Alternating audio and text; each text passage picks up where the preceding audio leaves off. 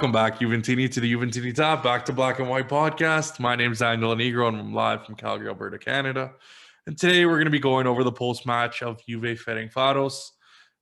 Just played on Wednesday, and thankfully we've been putting a couple games together now, 2 4-1 wins back to back, and it's actually nice that we can, unfortunately on the 50th episode we had that loss to Barcelona, which was complete bullshit, but now we can finally talk about some wins, and the team seems to be improving. Again, I think there's a lot to change and some things that need to be rectified, but putting some wins together that are convincing, and from what we know as Juve fans, not being able to beat teams handily is usually the problem. We always play down to our competition, and thankfully, I mean, with some luck in this game, we'll get into it, but at least we're able to score 4 goals, which we don't really see that often. So that was definitely nice to see. It was definitely nice to see Dybala back on the score sheet, and we'll get into that. And hopefully we can keep this momentum going in that big game against Lazio before the international break. And that'll mean a whole bunch of things. Obviously, we'll get into that as well. But again, another familiar face. Like I always say, I'll keep saying it till as long as he comes on the podcast. Best handle in the game, at Frankie the Worst. What's going on, buddy? Welcome to the show. Hey, everybody. Hello. Good to see you guys again. Obviously, I can't see any single one of you besides Dan, but that's okay. I'm picturing everybody still. Yeah, and we're in election time. We're still not done with the election, and I've been feeling all kinds of anxiety and unfortunately, the guy who's probably getting in is I'm not a huge fan of, as you guys probably know on Twitter. But again, we get back into it. As I'm looking more forward to them actually announcing it and us getting on with this nonsense than dragging it out for 3 months and having to keep thinking about it. And that's really all that's on the news. And then the next Canadian election is going to come, and then I'm going to pull my hair out next year. And so just let's get this over with so I don't have to think about it and charge you guys in the US tax. And, we'll hear you complain for the next 4 years like you usually do when you go the other way. And then we'll continue on, and then it'll go back Republican. But anyways, Frankie, this is a Juve podcast. This isn't a political podcast. So I don't want to impart too much on you guys, but I still can't believe 74 million of you guys voted for Democrat. But anyways, guys, Juve, we had this game obviously on Wednesday. We had the game against Spezia on the weekend. Why is Juve making these next games at 3:30 in the morning? What the fuck's going on? What are your thoughts? I'm convinced that they got us too excited and happy with 2 back-to-back 4-1 wins. They were like, I have an idea. Let's try to fuck them up a little bit. Let's make it in the middle of the night. Like, should they not? Like, I'm pretty sure that should be abolished. Like, there should never be an afternoon game. Like, first of all, Italians should be sleeping around that time. So there should be no need for a fucking afternoon game. Okay, this is in North America where we're trying to like throw in these, in hockey they do like matinees and shit like that. Yeah. This should not be a thing. We don't have time to fill. They're asleep. They're so that already. We're working, so we don't got time. What's this? So now I got to get up at 3:30, but that's not even the issue of this game. But I just needed to bring that up because it's really been, everybody's been talking about fucking either politics or complaining about this game. So that's going to be the first thing we're going to talk about. Then the next thing, big topic, Dani Alves. Why the hell is Juve still in your fucking mouth? Dude, just fuck off already. You fucked us in the final. You start to do this bullshit drama scrap in the locker room that fucking threw the team off when we were tied 1-1 in a final that we haven't won for how many 20 fucking years now. Like, what do I got to say about this guy? What are you going to say? He seems like the classic player who I don't know why he reminds me of like a Brazilian Cassano. Like every time that you hear Cassano, he's always like telling you about how well, this part of my career, if this went differently, this is how it would have went. It's like, well, we don't fucking care. He's like, if I wasn't lining up cocaine on the table, everything would have been fine. wasn't ripping rails. Well, yeah, for sure, probably. Yeah, I'm sure that probably goes for a lot of people. He's like, it's the money, man. It's not I never did anything. I'm the good. Yeah, like I don't know. I don't know why this guy. Like, I don't know if he's making some money off of this or what. And maybe he's gonna go sign for Merda or something. I don't know. My thing too, honestly, is like, if you like, it's not as if like we won the Scudetto because he came, right? We didn't win anything particular because he just showed up, right? Like there were a lot of other factors into us winning those years. Yeah, that year in particular, rather. So, if he came in and we won the Champions League, at least you could be like, all right, well, he has a leg to stand on. But like all the guy did was just continue everything that was already happening. Not to say that that's an important thing. I mean, he was a good piece, right? You know what I mean? He wasn't the end all be all. He wasn't the reason he won the Scudetto. Yeah, he had some important goals, some important assists, played well, but like, I'm not gonna let the guy just talk shit for the next 20 years because he just wants to like. So he's like talking shit, says it's the worst experience he's ever had. And then he goes on to talk about Barcelona. He wanted to prove that he's still a high level player, and they did not have the balls. So it's like, dude, you're in Brazil. Like, just fucking enjoy your time, dude. Like, I don't know what the fuck's up. Like, we got to deal with fucking Khedira, and that's going to be that's a segue into the next fucking thing. And you have people that are still like, why are people hating on Khedira? Like, guys, what do you mean? Why are we hating on Khedira? This guy pictures saying like, oh yeah, like ready to play, ready to bat. Like, go away. How many I've been saying this. How much money do we have to pay him to get him out of the contract? That's I just said give him the 6. Money. Don't buy another player. Get rid of him. I'd almost rather that. I said bring a nice briefcase, put the $6 million that you owe him, and tell him to fuck off. Yeah, like, see you later. Don't let the door hit you on the way out, on the ass when you're way out. They're like, but he can. What were people say? They're like, but he can provide something, and he can, he's played in Juve's most important matches when I'm like, give me a game. He's the worst player in all those matches. I'm pretty sure he started the whole game when we lost to Madrid at the final. If you started me in a Juve game, you could tell everyone that I started all the games. It doesn't mean I was a fucking good player. I could have been a toilet out there, and you could have said, man, he started all the games. I'm sorry, guys. Like, I don't know how, like, Juve Twitter is so fucking bipolar these days. Crazy. Like, sometimes I don't even tweet because I'm like, I don't know what the fuck is even going on. And all I can do is laugh because I was like, this shit's being brought up. Like, I know he posted, like, trying to train, and that's why it's being talked about. It's like, this is what we're focusing on in the week. So I got the election to worry about. Juve's actually playing good, which before the podcast we were saying it's like, this is how it has to work. The world almost has to be going into crisis. The U.S. will probably break out into civil war at any point now. But Juve's playing really well. We're probably going to go on quietly slotting 4 home every. So I guess the house is burning down around me, but I'm still sitting here in my Juve jersey, like, ooh, another goal. So guys, I don't know. It is what it is. Khedira, get the fuck out of here. I'm still waiting to pop the champagne. I told you guys we got the bottles ready. If anyone, the one fallback argument that every Khedira fan always has is, but he's a World Cup winner. No, I thought you were gonna say, well, he's won. You remember last year was sorry. He was there when we won the first 8 games. Oh no, you have to remember he's a World Cup winner. He's a Champions League winner. Oh my god, like, dude, he won the World Cup 6 years ago. Are you kidding me? Like, I'm so glad that he won that World Cup, but like, come on, you cannot rest on that. If that's the case, then we should bring Totti back in.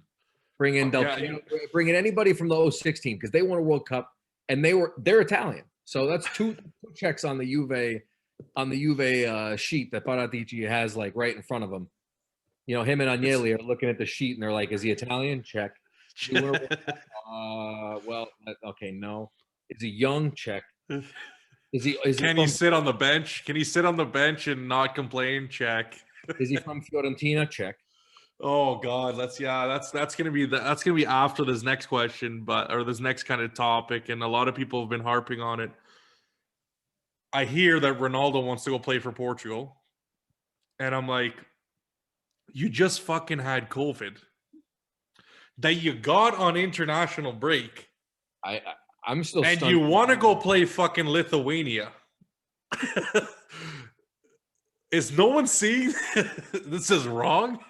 Like, I mean, okay, they're not playing Lithuania. They're in whatever fucking. What are they in Italy's group? Whose group are they? I don't even know what this fucking Nations League. Come on, guys. Like, Juve Therapy was saying, like, why are we still doing this? Yeah, Like, if you're in one of those teams, because I know there's about like 4 or 5 or whatever it is, 4 teams or whatever that are still in the mix for Euro, that they can still qualify. So I think there's like some playoffs. That's fine. You can do that. They're like, it's all the small countries, literally. right. I think there's maybe like Bosnia and like Northern Ireland and stuff like that. And like Kosovo has a chance of making the tournament or something. Right. Let those guys play. Mm-hmm. Cancel all the games. Cancel all the games. There's no need for friendlies right now. And I'm not training with their team because they don't have the preseason. Well, I'm just saying, give them one off. Like, if you want to take 2 weeks off, like, let them have their fucking 2 weeks off. They didn't. Yeah. They just came from playing like a month ago, a month and a half ago. My thought too was like, if they get rid of the friendlies at the very least, right? Like, or if they even just have half of the international breaks, you can make up the time that you missed in the preseason. Yeah. Well, because you have days and days and days of just training uninterrupted. Yeah. You know what I mean? Like when you have a game suddenly in between, 5 days of training, I mean, you have to prepare for the game. You can't. Exactly. Freeze over it, right? So that's a whole different preparation compared to like preseason. You have, before the Supercopa, like, and before like, and what's another? Like, we have like 3-4 weeks of just training and playing these like random little games against, whoever the fuck children of the poor that like Agnelli pays $70 to throw on matching shirts and play us in his backyard. That is true. But I mean, he's been talking too, right? Like Corriere dello Sport reported that he's considering stopping Juve players from going to participate. And I don't know how that's going to happen because you don't want to fuck with FIFA now. Right. Like, and it's that weird middle ground where it's a gray area where I don't blame Agnelli because I would think to do the same thing. You have all this money invested in these players. Yeah. And then if COVID suddenly, you lose all of the, like you lose a lot of potential. Well, exactly. Whether it's revenue or it's match results, whatever it is, if you lose somebody like Ronaldo, you're losing a lot of whatever. Yeah. No, I don't know if he's gonna get it again. Like, I don't know if you can get it again, but like still, like he got it once. So I mean, like he's whether it reoccurs or not. Yeah, I don't know. Once, I mean, and if you go to the same exact situation again, right? Like. Well, again, I'm not a doctor. Apparently, I've heard you can. Apparently, I've heard you can't. Yeah. I heard, like, so this is what kills me. Like, all these fucking Ronaldo fans, and I got to do a pass. I got to do a video for the Spezia. So that hasn't been done, guys. We're in the future, but we're going to go in the past, and this is going to be the past, and the numbers are not going to correlate, and people are going to bitch at me in the comments saying, why isn't 53 and 54 come out yet? Well, now you know. I'm telling you in this podcast. Because the fucking election, actually, that's what I'm gonna say. Because you fucking Americans screwed with my head so much on that fucking Tuesday that you didn't get the results. I stayed up till 3 a.m, didn't get a fucking podcast out, basically because for that Spezia game. But I want to talk because I got a nice rant for some Ronaldo fans on that one. But literally, we get that, and then I'm hearing from people, even when they had COVID. You still, even if you got a negative test, you still got a quarantine. So I'm thinking, I was talking to someone in Chicago, the Napoli fan that I had on, Sansone there. Yeah. He said the doctor told him, even though that he still had to fulfill the rest of his quarantine, even though that he got the negative test. That doesn't make any sense. I don't know. I don't understand this. Like these tests, you think they'd make a test that's 100%. 99%. I also just saw that Immobile, Strakosha, and Levia. Oh, we're not. I don't even want to get into the fuck. Like, who are we playing? Are we playing Lazio A, Lazio B, Lazio C? Like, what team are we playing? I don't know. That's three of their best players for. But you know what the thing is? Actually, we will get into it because you brought it up now, so it's not like we can glaze over. I wasn't gonna talk about it on this podcast, but the one test was in Rome. The other test, the results were sent to Avellino. Avellino's next to Napoli. Yeah. It's a little town. I don't know how far. It's pretty close. It's not like hours, but it's right around the corner. What happened with Napoli? They didn't want to come to Torino. Illuminati confirmed. So literally, Napoli's still trying to fuck with the system somehow. ADL somehow has his hand in this. That's just the way it is. I don't know what the fuck's going on with these fucking results. Like, one lab is positive, one lab's negative. Like, I don't know. Picturing the guys who got it negative, calling the guys who had it positive on the phone. They're like, wait, what does your test say? Positive? What the fuck do you mean? Did you use Sharpie on the Scantron? Then we got to call a third guy? Did they bring it in the coolers or the suitcases? I don't know what the fuck's going on. Yeah. The first scientist's like, hold on, I'm gonna put you on hold, and then I'm gonna call Bob, and we're gonna do a three-way call, okay? Like, yeah. I don't know. Like, that's literally a shit show. I had a feeling this was gonna happen, that the season was gonna be, with now going into the fall, obviously, cases are gonna be rising. Again, hospitalizations, I think, are the number one, determinant of how deadly it is, how bad. But I mean, sure, a lot of people are getting it. A lot of tests are being done, but we'll have to wait and see. We could be headed for a shutdown. Italy, they're already shutting down. I think Torino, like in Piemonte, Lombardia, and was it Liguria, I think? So kind of the three northwestern provinces. I think they're going to be 2 weeks as of tonight, probably, or last night, if you want to call it that. But yeah, we'll have to wait and see how that develops. I mean, sure, they're going to be deemed essential work, but is it going to pick up again to the point where the season's got to get canceled? I mean, I don't know. That's something that we're going to have to wait and see. Yeah. But apparently 16 players are called up to the national team from Juve. So it's like, that's just a disaster waiting to happen. Like 16 players. They put all of the, like, I hate the November international break more than any of the other, because it's right before like a very congested time in the year. Oh, yeah. And we have 2 Champions League games coming up. You know what I mean? Well, and it's almost like the one that I also hate is the previous one that we just passed. Now, it doesn't necessarily, you don't really focus on it because we had a weird start to the season. It wasn't like usual. But I hate the one where we start in August for like 2-3 weeks, and then they have an international break right at the beginning of the season. It makes absolute zero sense. Again, this one, it is what it is. I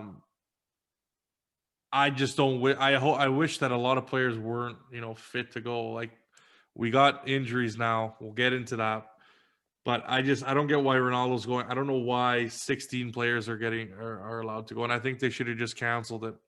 Now, before we get into some specific, facts, news, more specific stuff, Bernardeschi, I want your opinion. I mean, what's the next position he's going in? Because the toilet. Literally, January can't come soon enough. But we're not going to sell them because I already know that the news is swirling and it's all bullshit because they're trying to get the agents to say, oh, yeah, make some noise in the news. Yeah, his entourage is trying to get a move. And, Juve's trying to get rid of him in January. It's not going to happen. No, he'll sign a new contract. Let's bring those expectations down. Yeah, if I've seen this movie before, he's going to sign a new contract. And 7 years from now, we're going to be on the same fucking podcast, episode 900, and we're going to be like, you know what? Remember Khedira? Oh, we topped it. We topped it. We gave him $8 million a year for fucking 20. Yeah, Bernardeschi doesn't even have a World Cup. How am I supposed to? Shit! Yeah, I mean, it would not shock me, that's for sure. It's like, well, but he's Italian, he's young, we can package it in the next, someone's gonna eventually want to buy him, right? And my hope Someone's too gonna- was like we were gonna actually repurpose him the way we did Guardado, because like I every time I'm on this podcast, I say how much I hate Guardado, and I still do. Like that's for sure still the case. Well, there goes the pen. But anyways, But like he at least redid himself and went from right wing to right back. Like again, I Yeah. at least appreciate that he does play that role, and he has kind of made it his own at this point, right? yeah. Well, at least Whether or offensively, not he's we got the want a better upside. player there, right? Yeah. It's a different story, but I mean, But there's an upside. right. Whereas Bernadeschi, like, I mean, I was always hoping he was going to do something like that too, but like every time he's on the field, I'm convinced the moment I see where he is, something bad happens. Like the moment I make contact with where he is on the field, I'm like, there he is. He lost the ball and they scored a goal every time. Just the whole picture, man. Whoever took that photo, the screenshot of him just, standing with his, that'll be the quintessential moment that we've all been waiting for. Literally, the definition of Bernadeschi is that pose, hands behind his back, just You get looking subbed like out of a high school game doing that. Like, I was just like, it is what it is. I'd sub you out of a U8 game if you did that. If I saw you standing as a goal and your hands were behind your back. Oh my god, with this team.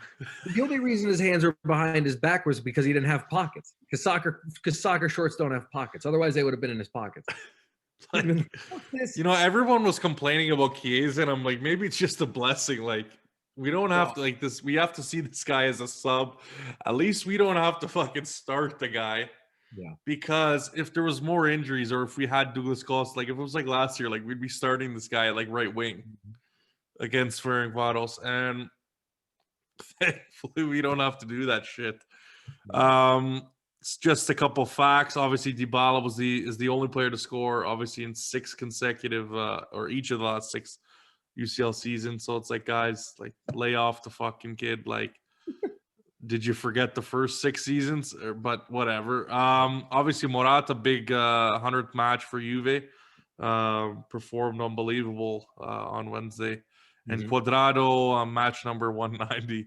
Maybe 190 too many. But yeah, that guy's got to hit the bench, man. And we got to, like, I am praying that we can get Alexandro back and he doesn't get injured. Me too. I'm hoping that he comes back and even if he just does what I'm like, even if it's not overexerting his abilities, maybe he's not doing something. Even if he's just like what Alexandro has been, I'm happier with that than fucking Danilo. I'll take Danilo and throw him on the right back. Like, I want Danilo there. Really? Like, I don't want Cuadrado, man. I will take Danilo. Danilo's actually been like decent. I was at least appreciating that Cuadrado had, whether it was like I know he's had a couple assists, but he's also been like involved in some build-up play that I can appreciate. Again, but you're right. It's like the moment. But he's like he sits in the other box. Like, I'm looking at the game, and just to like as an like abbreviated point, like I'm looking and I'm like, Danilo's going up. Cuadrado's already fucking up the wing without a fucking paddle, and I'm like, who's defending? We got 2 defenders. Yeah, I'm like. And then I'm looking at the mids and they're making runs. And I'm like, these motherfuckers just need to kick the ball and run. Yeah. And they go, like, we're fine. A team against like Spezia, or I'm not going to try to pronounce it. Fever, pronounce it for me. I think it's Ferencvaros. I think. I mean, I'm probably saying it wrong too, but that's how I'm going to be fucking pronouncing it. Butcher I just went through. Trying to sound it out without even having it in front of me. I was like,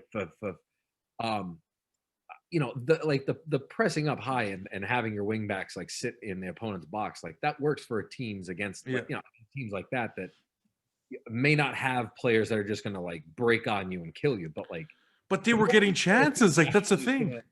Like, they were getting chances, bro. Like, literally, like I was like, this team is like breaking, like they're countering like fucking prime Barca.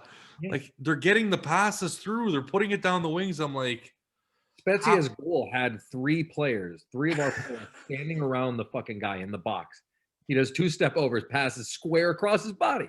yeah, I don't know, man. I mean, they talk about, Bonucci, Chiellini 88 times. They broke the record apparently of Danilo and Bonucci. I don't know. Like, and that's another thing. We bring Chiellini, and guys, I was saying before this lineup is probably going to look fucked up. Like, it's going to be Frabotta's going to be in there. You're going to have Danilo as like a center back, Bonucci, Quadrado as a right back. I guess Chiellini was fit. I did not. I know there were talks, but I thought it was another week ahead of schedule. It was a week ahead of schedule, essentially. Mm. So then they're saying he's back in, and I'm like, why are we doing this? Yeah, like This why is another recipe for disaster. Yeah.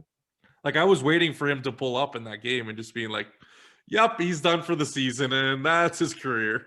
Yeah, it's terrible that, like, I agree with you though. Like I'm waiting for like the you know what I mean, like the other shoe to drop with some of these guys, because like Chiellini being more specifically, I mean, like he's an older guy and he's like coming back from a pretty significant injuries over the last couple of years. Like I agree with you, bringing him back that quickly and having him play. I think he played all 90, right? Well, exactly. I'm surprised. I was like, what the fuck? Did they inject him with steroids or what? Like, They holy gave him shit. a bionic leg and they sent him out there. They're just like, listen, this is a robot leg. We got to oil it and grease it before you go out there, but you'll be fine. Fuck, I'll take that any day of the week, as long as Merda doesn't get any word on that, or else it's gonna be like Calciopolis 3.0 coming down the works. But yeah, I mean, and then coming out of Conte's ears, and you'll see his toupee floating up in the air like a cartoon. Fuck, but then you got Ramsey. So he had his right thigh apparently flared up. Yeah, and pretty well though too. I mean, I thought he was playing a decent. Exactly. Like, but that's the thing. Like, I'm expecting.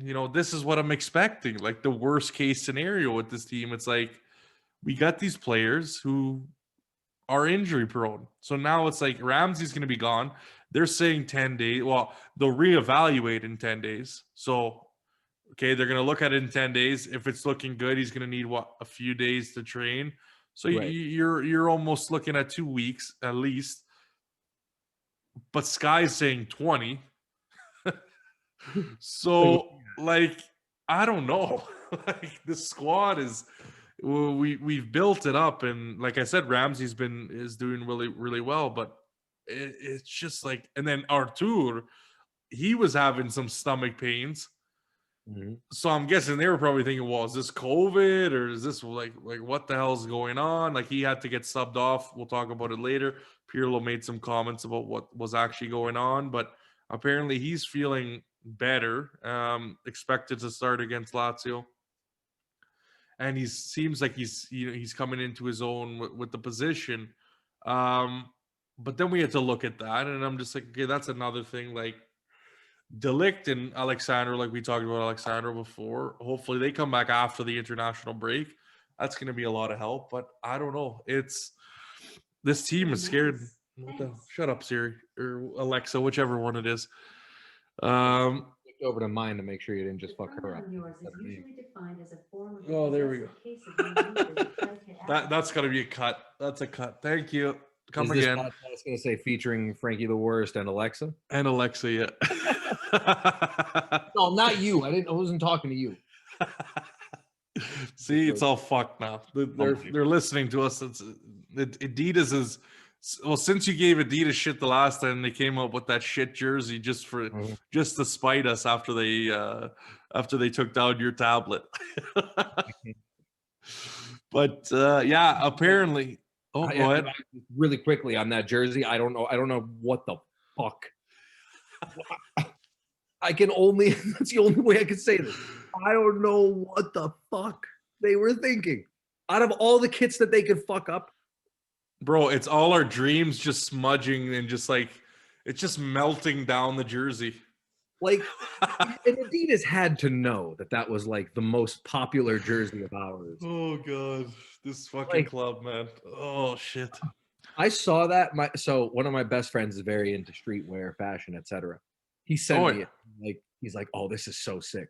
I'm like, dude. Well, at least people like it. I mean, it didn't sell out.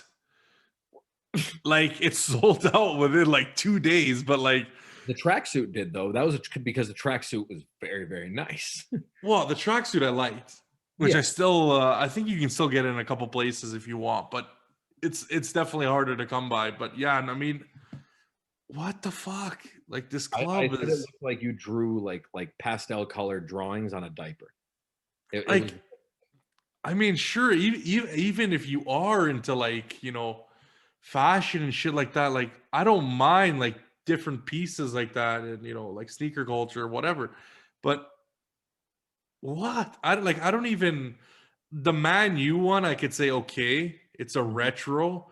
Like the Arsenal one I could say okay, it's kind of that look, bruised banana, whatever the fuck they call right. it. So it's a thing, right? It's a style, but the And they're Bayern vintage. one's still, yeah, exactly, right? They're old Bayern jerseys. one, vintage. Juve in Madrid, like, what the fuck? Like Madrid, I can even say that one's not even that bad because it's a black shirt. You Yeah. can't really go wrong with a black shirt with kind of like a fucking dragon or whatever the hell they had on the Yeah, fucking shirt. Juve's decision to take that jersey and like, I think it's like a fucking, we're, asleep at the wheel, man, with this fucking designing shit. and you know Like, what the funniest part about it was? My personal favorite part about the entire jersey. When I was younger, when I would go to Italy with my family, instead of buying like the high end, like $80 kids jersey, you'd buy the street vendor jersey. And the street vendor jersey, like the logo isn't separate from the shirt. It's just part of the oh my God. I knew you were going to say that. so you can stretch the fucking logo and it just stretches with the shirt. I saw that and I'm like, that can't be the real shirt. You thought Like it that was has to so, be you the thought it fake was some vendor version. That's the version I buy on the beach in oh fuck. Calabria where they're oh magliette della Juve 3 euro. And you're like, oh, give me 13 of them. What the fuck? Give me the Oh, entire starting lineup while we're at it. I knew that was coming out of your mouth. I was Oh, like, fuck this. And guys, I know this podcast has been like it's been all over the place, but it's just this whole week has been all over the place. So it's fitting. But fuck yeah, like I agree 100%. I swear I probably have about 4 of those jerseys. I'm gonna go take pictures. I'm gonna literally, when I go to my parents' house tomorrow, I'm literally taking photos and I'll putting take a picture those. of some that I have too because I know they're upstairs. I'll go take a picture when we hang up. It's so true though. Like you even look at the Madrid one, exactly. Like, fuck. How can you not come up like just literally? They could have launched that jersey. They could have been like, you know what? We're just gonna make a replica of the exact same jersey in 1560. And they could have said this is a locker room edition or whatever the fuck they want to call it. And I guarantee you that would have sold out within like 2 minutes. Mhm. And the thing that's funny about the human race, like in there, like the whole human race, like the actual NMDs and the Adidas Yeah. shoes they made are all really, really nice shoes. Yeah. They're all very cool looking shoes. So then you go and like it's like Pharrell like forgot how to design. Like, it wasn't even. It looked like he was fucking with us. He's like, while Drake was in it, he was like, while Drake was in that one, so that's gotta be the. He's like, yeah, and James Harden was in that one as well.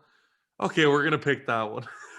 I would have to imagine, right? Well, what probably the thought process was he got through all of the other kits, and then they're like, well, we still have like a couple of Adidas big teams. Like, you didn't design the Juventus one. He's like, fuck.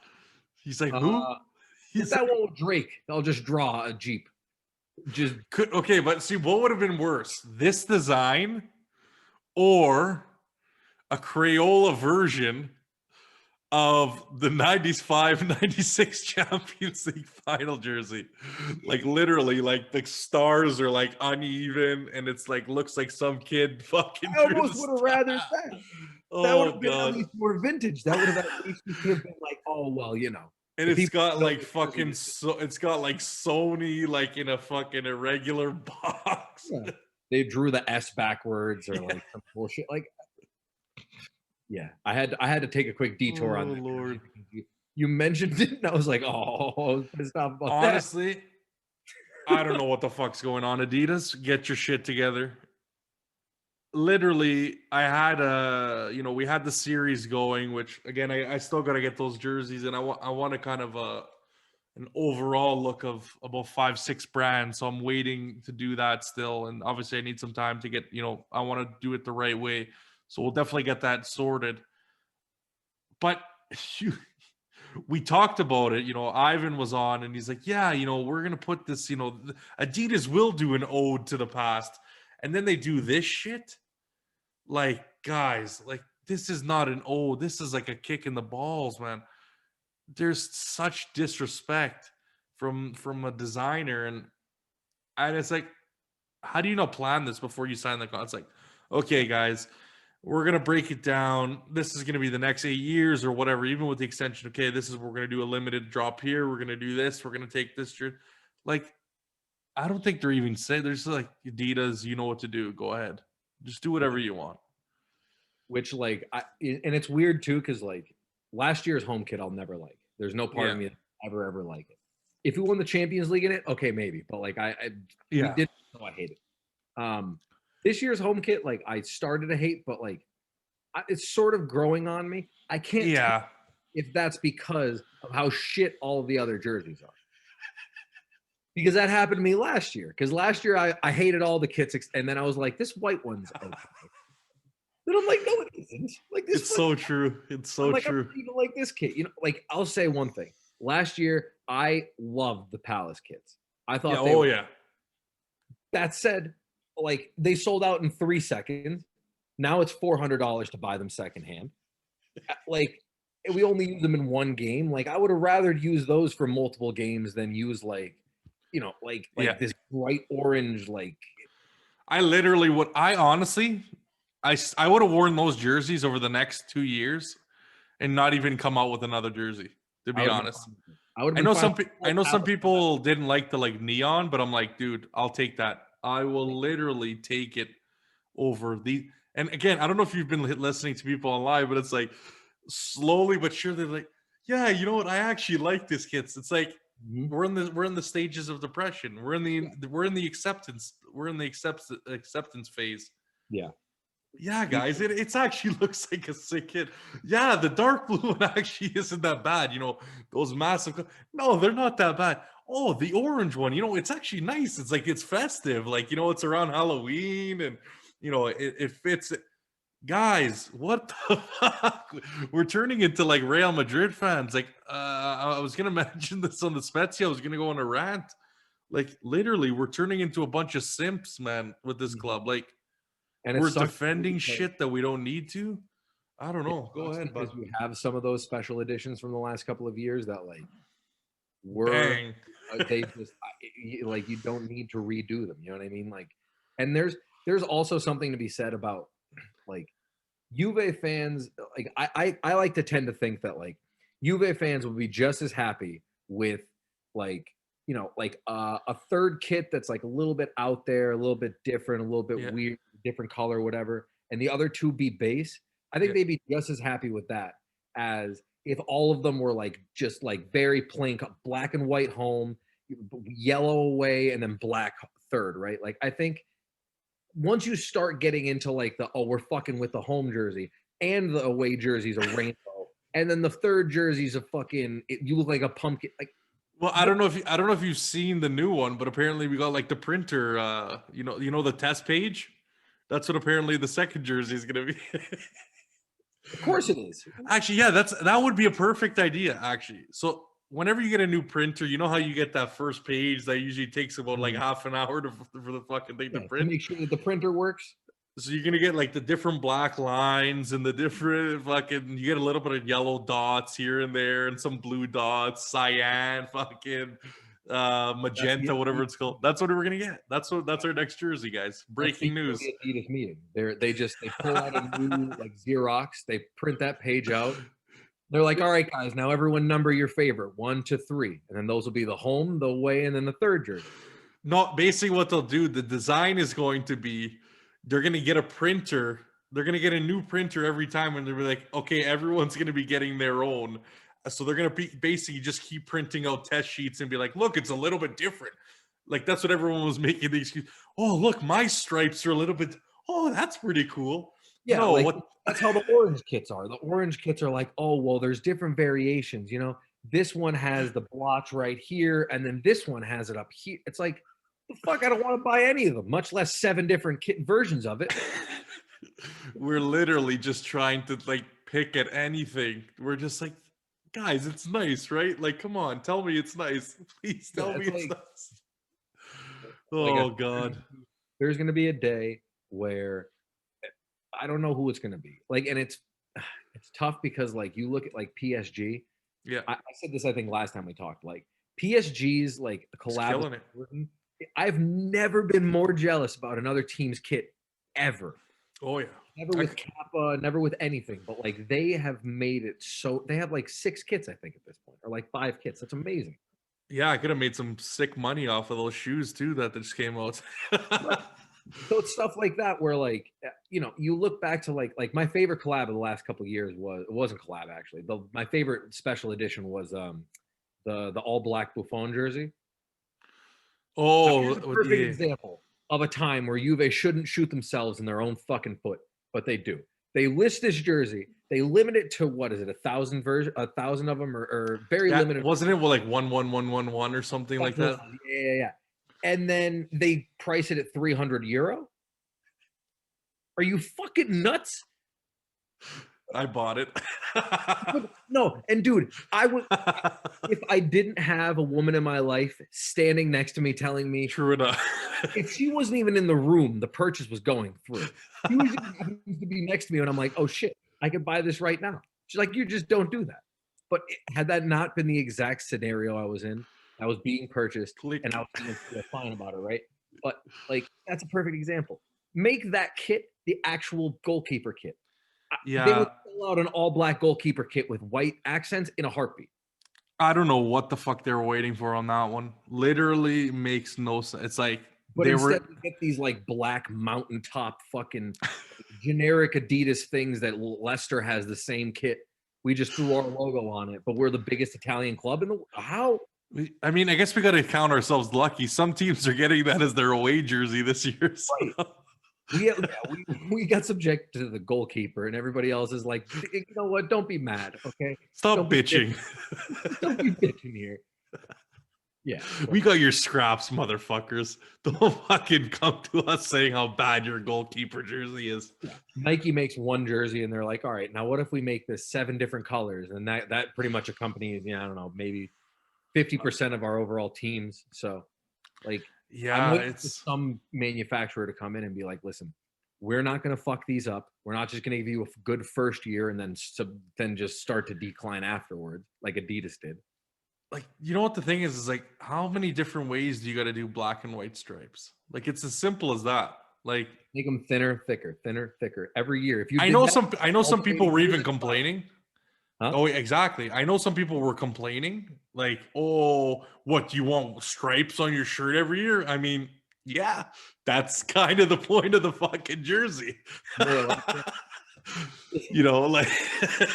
like I've never heard a Milan fan. I've never heard a Barcelona. I've never heard a Madrid fan complain like, "Oh, not fucking white again." What the hell? Where's the pink? Where's the yellow? Like, I've never heard. Like half of my family's Milan fans. I've never heard any of them just be like, "Son of a bitch." Black and white stripes again. And they just go up and down every time. Like, and then you look at other teams that it's like Barcelona. They went to hoops. Every person that supports Barcelona is like, "Fuck this. This jersey sucks. We hate it." They go to Split half and half. This jersey sucks. We hate it. They hate that jersey, and they won the Champions League in it. Yeah, and even I think they were just gonna like slightly change the logo, like they were gonna take the ball away, or I can't even remember what the fuck it was, but they were gonna just like minor take the ball away, and there was literally like fucking riots in the streets. We get a fucking J from hell. I don't even know where the fuck they pulled that from. And everyone's like, you know what, guys, we're moving in the right direction. See, look at all these smaller teams. They're all changing their logos because we did it. It's like, What are you on? Oh man, we could go on for hours about this damn thing. I tend to not even wear like, and it's not because like I just tend to always wear older kits. Yeah. Because A, I always like the materials more, and B, like they look nicer and they have the old logo. Like the new logo, once we got this was the last jersey that they had the old logo.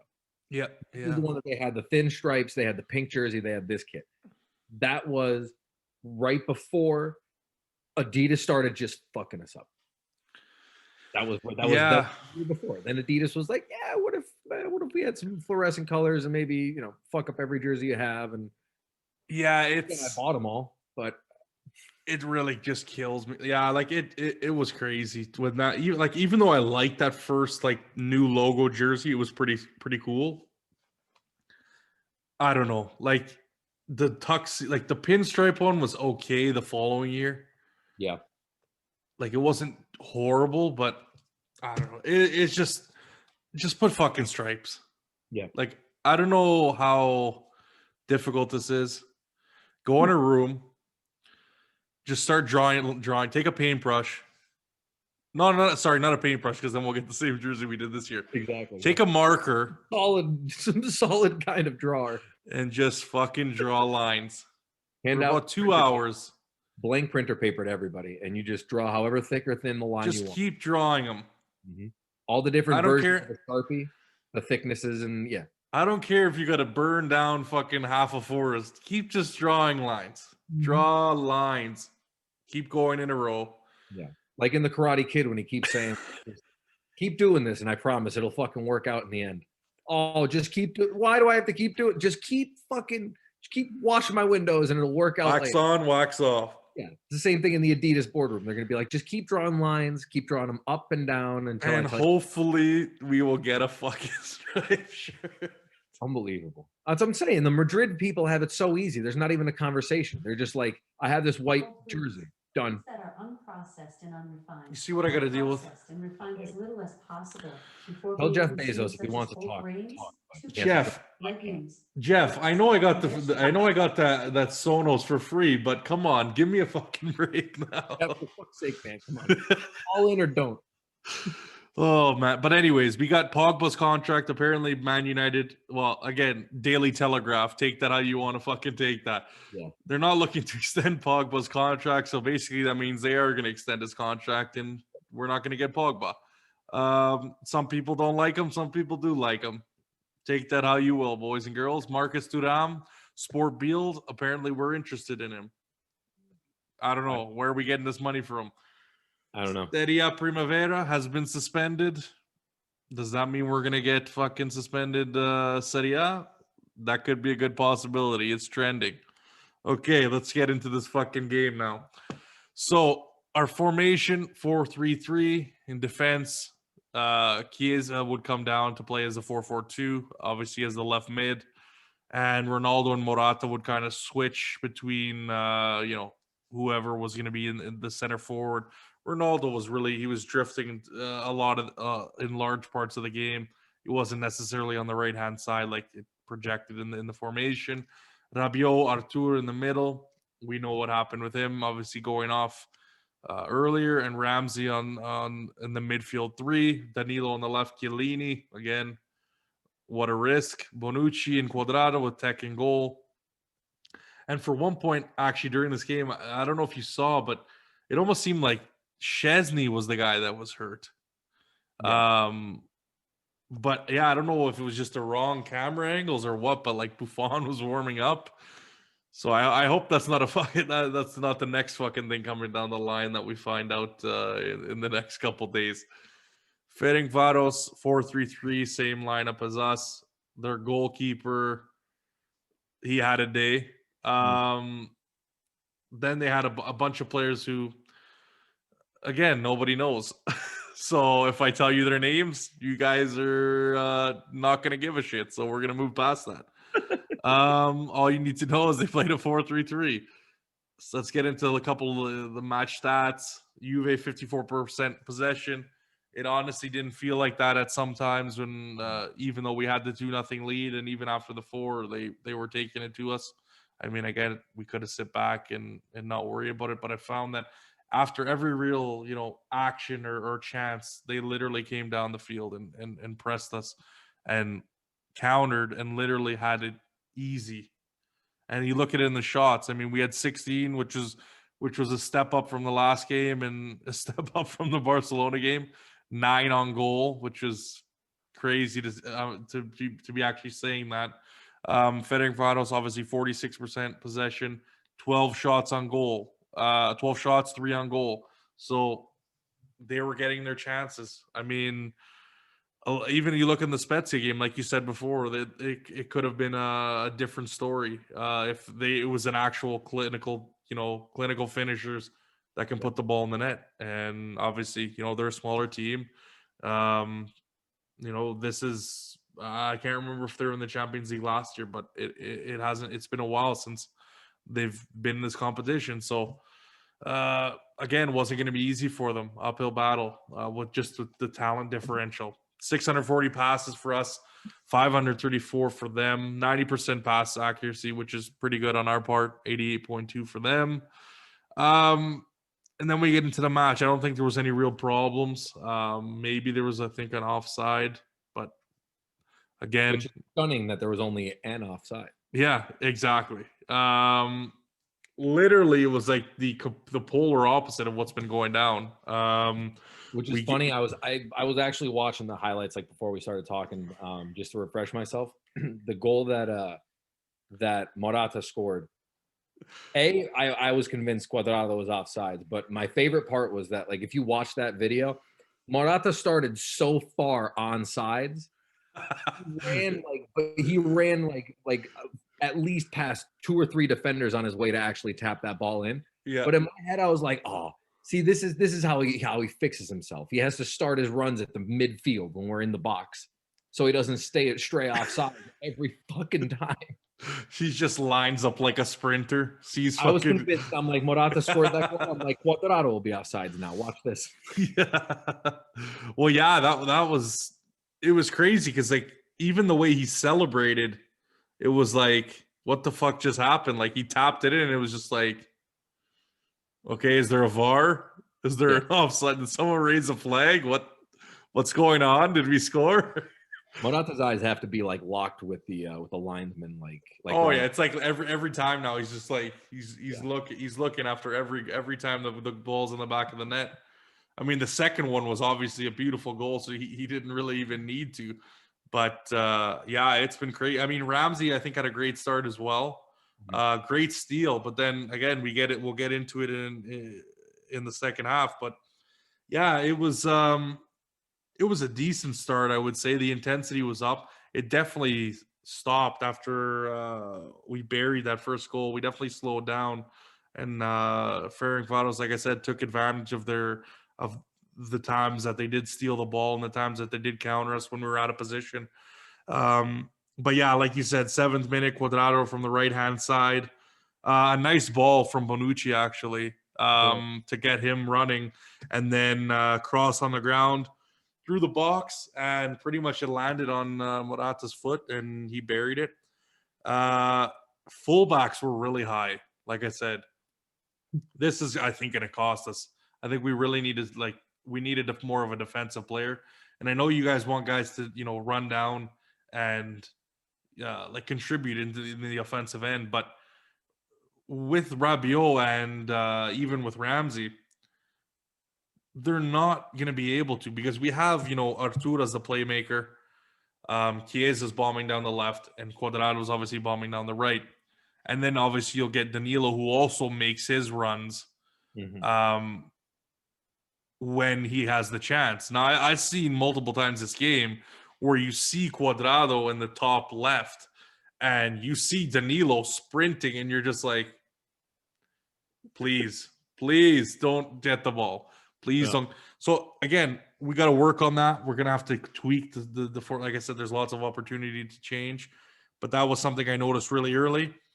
Again, 18th minute, Ferencvaros, a couple chances, and that's what I really noticed, us dropping back into a 4-4-2 in the defensive end. And we were basically holding most of the possession in the first half. But again, they did get their chances. I can't deny that. it was funny to see in the 23rd, Ronaldo was kind of like directing play. And I hate when he does this. I know people are like, yeah, he's got leadership skills and literally does the most selfish thing in the world, misses the head, misses like a little header. And then it's like pissed off that Chiesa like didn't know that he was gonna miss the header and like go after the ball. And I'm just like, dude, like chill. First of all, relax. Second of all, it's like you don't need to be like this commanding guy that's like telling. They know what to do. And I find like again, it comes on this dependence of Ronaldo that I was supposed to talk about in the Spezia podcast, but I don't know. I think we get in these situations where it's too much. Like he doesn't need to, tell guys. They didn't. There was a nice 1-2 like directly after that, and again he waited too long. That was the story of this whole game. Way too indecisive, not clinical at all. I wasn't a fan of. It's interesting. It was very night and day from the Spezia game. Like Spezia game, he comes in and he totally changes the way we play. Obviously, he started this game so a bit different, but yeah, I will say that this game, you're right. Like it just seemed like his decision making wasn't as spot on as it usually is. I mean, you see like, not with jumping too far ahead, but like with Dybala's goal that had to bounce off the keeper and then go in, semi-own goal, whatever you want to call it. Ronaldo wasn't in a position to receive a pass at any point. Dybala only had the opportunity to shoot. That was all he could do. There was the shot that Ronaldo put wide that he could have squared up. To Morata, there were just a couple situations where like Ronaldo should have been in position A. Instead, he was in position B, and it fucked us over. And luckily, and Chiesa was like, there's multiple chances. Like you said, even that the one I just mentioned, like Chiesa comes open, and he's like waiting, and then they're like right next to each other. Yeah. And he literally just like rolls the ball over and it hits, and obviously Chiesa tries the shot. And then after that one, I'm pretty sure that was the exact play where Cuadrado, when the deflection comes back out, puts it into the fucking 17th million row. Which I rewatched that exact play literally 10 times. And like, I'm not going to sit here and pretend like I've ever been a professional footballer. I don't think I agree. Neither of us are going to pretend like we've been in that situation where we're like, oh, I would have just done this. Bro, top corner every time. But if you see that if the like Cuadrado, all he has to do is just poke it just a little bit up. You don't have to fucking crush it. There's like 5 or 6 full feet of space. I use feet now, right? Like 2-3 meters of space in the back post where the goalie, all of the defenders are all towards the right side of the goal. And Cuadrado, he could either square it across his body to someone, or he could just try. It's like he's never chipped a foot off the ball before in his entire life. Try that instead of like there's no way he would ever score that goal the way he shot it. Yeah. Even if he got the perfect height, it was hitting someone in the face. I was so fucking mad. I saw that and I'm like, oh my God. I'm like, this man's so uncreative. I was like, please, this is not what I want to see. And I mean, okay, we're up 1-0, but still it's like, oh shit. Like now I got to see this shit. His defensive capabilities are already in question. Now all of a sudden he's skying it. But I mean, it wasn't too bad. Like I said, he gave, I wouldn't say he was, and even defensively in this game, I wouldn't say he was a liability. More so in other games, but that's not what we're talking about. So again, 26, lackadaisical defending. The mids need to. There was a situation where they had a player on the right-hand side, and it was almost like 2 rows. You had our mids and you had our defense. Now, I believe they had one striker that was kind of pushing ahead. So, okay, someone's got to pick that guy up. But they also had 2 players basically in the middle of space. And again, if the guy is of any quality, once the winger puts it back into the middle and he takes the shot, I mean, he could have easily scored that. He was at the top of the box. I mean, easily could have gone in. But it comes down to the situation where you got Bonucci, who I don't know, are they not trust? Like, I'm thinking this team doesn't trust each other in defensive end because Bonucci's not smart enough to say, okay, I got to push up and mark one of these guys to kind of take away. So if the guy wants to push it down the wing, that's fine. We'll take that all day, as long as everyone's covered. So he doesn't do that. But then the mid are also not smart enough to say, okay, we need to put some pressure on these two players running in the box. I don't know if they were gassed at that point. I don't remember, because I know people gave Rabiot shit for when Demiral got that first yellow card, but he literally fucking sprinted. He was literally making a play directly before that. So I can understand why he was kind of maybe mentally not in it. He was thinking about the chance that he had missed, but that has to be solved. I mean, we got to fix that, because again, you're going to get moments like in the Barcelona game where Messi or Griezmann or Dembele or Fad is going to walk in and just walk around the defense and put the ball in the net. So we were lucky that we played a game against a team that wasn't clinical. That's just how it is. But then not only that was bad, there was that intensity drop around the 29th minute. They're holding the ball a lot, and they were taking their chances. And when we're only a 1-up on the road, you know, if that's a full stadium rocking in Hungary, fuck, I'm so off it tonight. Fucking Hungary. And me too, I'm nodding along. I'm like, yeah, Hungary. You go. Fuck. Hungary, like, that's rocking that stadium. Like, even the noise in there, just with the fucking a third of the stadium in, was enough. Like, it's a different game. So we dropped intensity. They're holding the ball. Fortunately enough, we were able to get to halftime. There was a couple chances with Ronaldo Morata going 1-2. Ronaldo again, indecisive, doesn't finish. But I found Morata was really finding some good spaces. And, you know, again, a couple times it bounced on him. Is what it is. But thankfully, we didn't have to really deal with the offside. Like you said, that was something that wasn't a problem. And we get into halftime up 1-0. Now, then we see Artur going off. Bentancur comes in and kind of slots in again as that playmaker. Nothing really changes. I did not like that he was that deep, because we've seen it with Pjanic, right, where he was kind of sitting back. But the only thing that I actually did seem to like was he wasn't going lateral like the way we were playing last year. Mm-hmm. He was actually, from what I was noticing, and maybe, I mean, guys, drop a comment if you disagree, but I thought he was more direct. And maybe that was because Ferencvaros' mid wasn't, you know, it's not a top mid where they're kind of taking away our space. But I found that Artur was able to move the ball, you know, up and down, north-south instead of east-west. So it was still effective. Like, he wasn't taken out of the game. Where with Pjanic, we noticed that a lot of the time when we were going laterally, or they did bring a marker that basically sat on Pjanic, he was nullified and he was taken completely out of the game. So that was nice to see. Unfortunately, again, he had these stuff. We didn't know what it was at the time, but it was stomach issues. And Bentancur comes on towards, you know, going into the 50th minute. We have another bad free kick from CR7 as usual, right on point. But again, they're moving easy. Their intensity's up, and we're only up 1-0, and that's something, you know, we got to improve on, because teams are going to be able to push and dictate and take the opportunity on their chances, and it's going to be a completely different game. So if we want to get anywhere, there's lots of stuff that we can improve, but that's really mainly where I'm looking at right now. And then again, 49-minute with a Chiesa pickpocket. Easy counter, big chance for them. 53rd, though, we get into Ramsey being, you know, the glass legs, as glass knees, as I like to call them. And unfortunately, he goes off. So I told you how long it's going to be for at the beginning.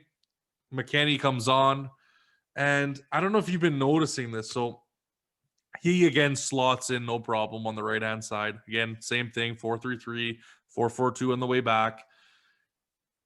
The midfielders, and I noticed this in against Spezia, and this is why I wanted to go off about Dybala, but the midfielders are making more runs than the guy who's actually at the top in the striker spot.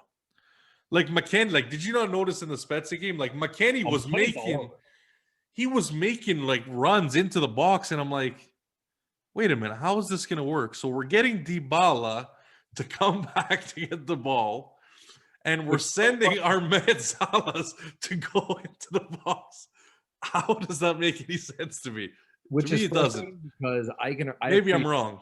No, I can appreciate too that like McKennie is definitely, from what it seems to me, he seems like a ball winning midfielder, right? Like the guy that Exactly. you would expect to kind of be the one to win the, like, I hate to compare, but like a Vidal type where Right.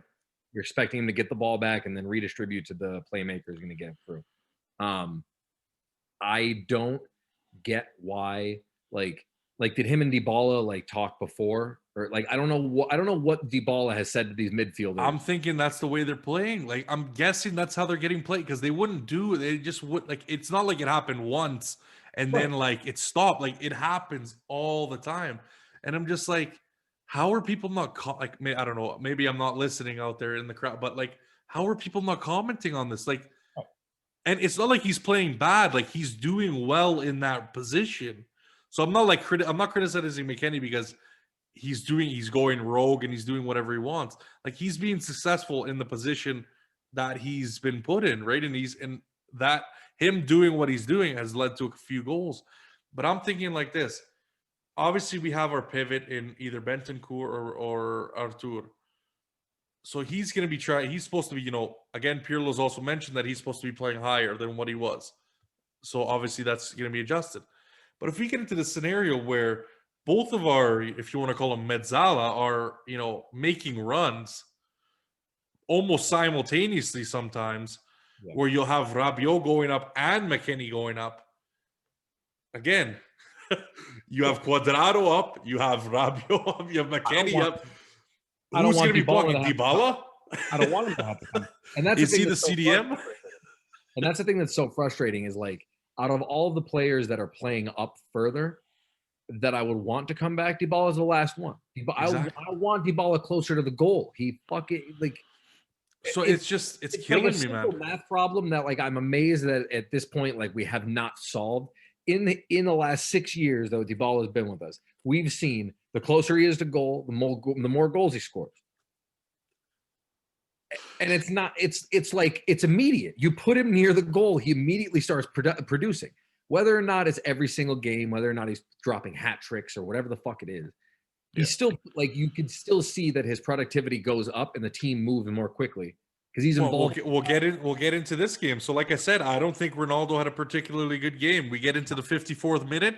He's in a good position. He's on the right-hand side, but then he's doing some step over bullshit, same holding onto the ball too long, and the chance goes to for naught. I mean, again, this is why when Daniel says we need a good team, you fucking Ronaldo simps, dick riders, whatever the fuck you want to call them, you have to listen. Because Ronaldo did not win the fucking Champions League on his own. That's facts. I don't give a shit if you want to fucking cry in your room or whatever the fuck you want to do. Ronaldo was, again, an amazing player, an amazing contribution, a clinical goal scorer when he's on 100%. But there's games when players are not going to be on 100%. Okay? So we have to have, we have the counterbalance. So the team has to put in some numbers. They got to put in some work and they got to contribute. That's what we've been lacking. The midfield scoring some goals, other strikers scoring some goals, wingers, stuff like that. We haven't had that. Ronaldo can't do it all on his own. Okay. As great of a player he is, if you want to call him the GOAT, that's fine. He's not going to do it on his own. That's just facts. Okay. And today proved it. So we get into this game that's a tough game, or you look at the Ajax game, or you look at Lyon. He could even be scoring, but if the team's not there, it doesn't mean shit. We're still out. So today what happened is Cristiano wasn't able to bury some goals. He was taking his chances. He had a lot of good chances, but again, the ball wasn't in the net. If Morata's not there or is playing as good as he is right now, and obviously if the way what happened with Dybala doesn't, come to fruition, this game's way tougher than what it is. For sure. We don't win this game. Again, thankful enough that, Morata's on form. We got those lucky, and look like exactly like you said, we'll get into it in about a moment. I don't think I have anything else, but again, Ronaldo, like I always said, when he's pushing the ball forward. Again, it was just from the right side. He puts a ball over in the 60th minute. And I don't know if McKennie was doing this on purpose or what, but he obviously made a run forward. Now, I don't know if he stepped over and did like, the bridge to let the ball. Again, Whatever it is. he'll know whatever it was, but he lets the ball go through. And I always say, you got to one-touch the ball. Morata, bang, smashes one past the goalkeeper. Unbelievable goal. And like I said, he's on form, and we got to be really thankful for that because it's making the difference right now. But again, right after that, 65th minute, pushing for the goal. We're sitting as usual.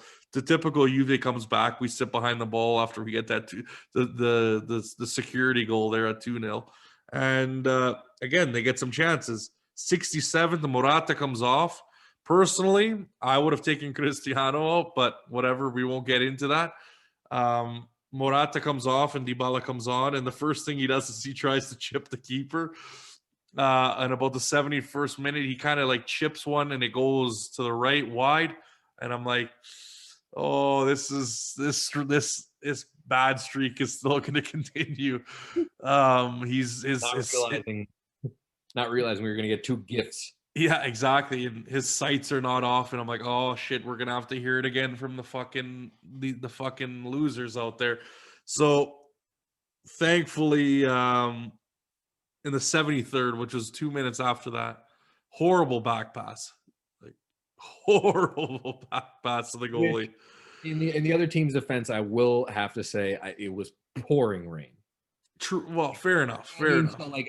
So as much because I watched the ESPN FC or whatever recap after, and they were like, yeah, these are terrible passes. The goalkeeper has to do better, and they do the zoom in, and it's like a torrential downpour.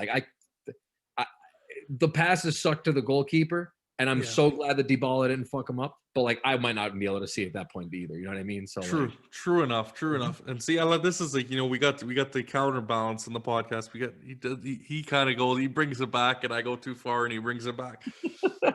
But anyways, bounces right off the keeper, and this is why you want Dybala up there, because he's pressing all the time. Literally pounces on it. Easy goal, puts it in the back of the net, and we're up 3-0. And from that moment on, it's pretty easy. We get Frabotta coming on to get some minutes. Thankfully, we got to see Cuadrado go out. I was so happy on that moment. Unfortunately, we get Bernardeschi. See, I'm even confusing that one up. Bernardeschi comes on, and Chiesa unfortunately goes off. And I think Chiesa had a really good game, showed a lot of intensity, showed a lot of pressing, was making good runs. And I thought he did really well this game.